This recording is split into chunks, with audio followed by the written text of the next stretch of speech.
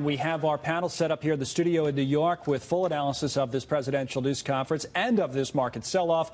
Deirdre Bolton is with us here this afternoon, as is the one and only Charlie Gasparino, and from the Wall Street Journal on the editorial page, Jillian Melchior is also with us. Let me start, Jillian, with you on following what Blake is talking about, and we'll get to the markets in a second.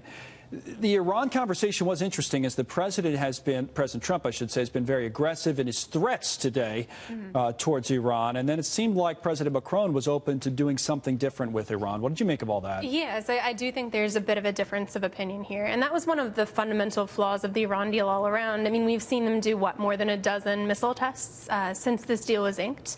And I think that's one of the difficulties, that if Iran does not live up to the terms that it agreed to, that it's very difficult to get those snapback sanctions in place, to get the support and build it among our allies in the same way that was before.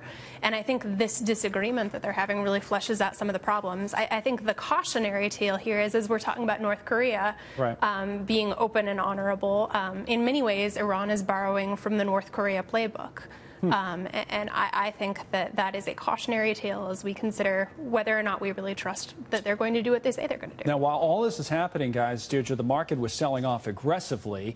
Whether one is connected to the other, it's always difficult to say. It had been down already, but it sold off more while the two presidents were talking. We're down about 500 points right now. So I do think some of this is what we've been watching with the 10-year yields, right? We spoke about this even yesterday. So we crossed that 3% line, which is important to many people for many reasons. We talked about the possibility of the yield curve becoming more inverted, which, again, it's not causation, but every recession since 1975 has been signaled by this. Again, not causation. It's just one of these factors that a lot of people who watch the markets will point out. And it just begins to make maybe the average investor, hey, if I can get 3% for buying government debt, do I really need to be in the stock market? You have a sort of groupthink mentality. And then I think even though Google's earnings were great, a beat on the top and the bottom line, there are some concerns going forward. And to that point, Charlie, I was reading and just happened to read a note that came out from our friend Gary Kaltbaum during all of this. And his point essentially was that it's not always the news, it's the reaction to the news. And as Deirdre's talking about, you get some of these companies come out, numbers aren't terrible, but the reaction in the stock is, as we see on the screen here, pretty rough. Well, you know, it's hard to take a day and extrapolate where the market's going. We don't know. You know, we're going to get GDP numbers, I think, on Friday.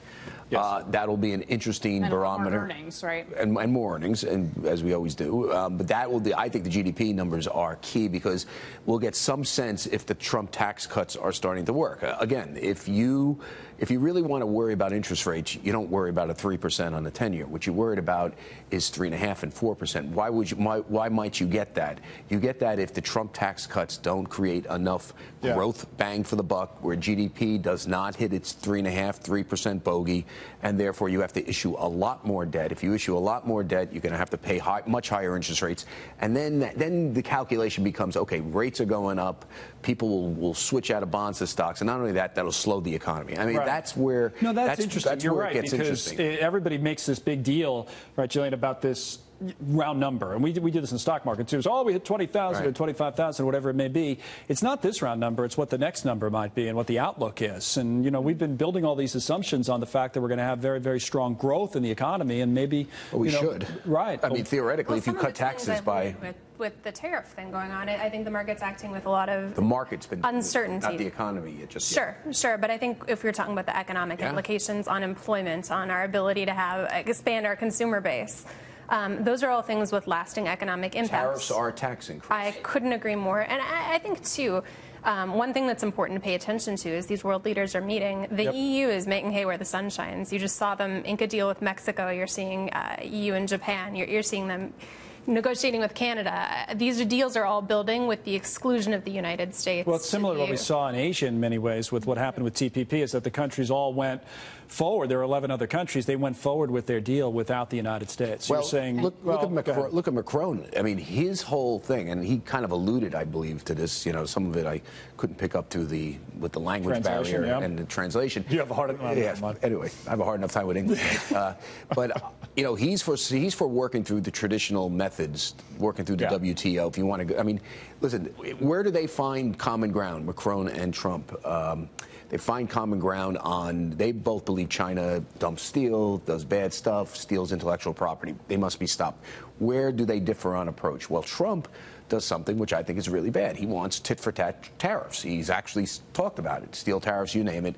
I think net-net, those never work. They haven't had a very good history, and they hurt American consumers and manufacturers and farmers.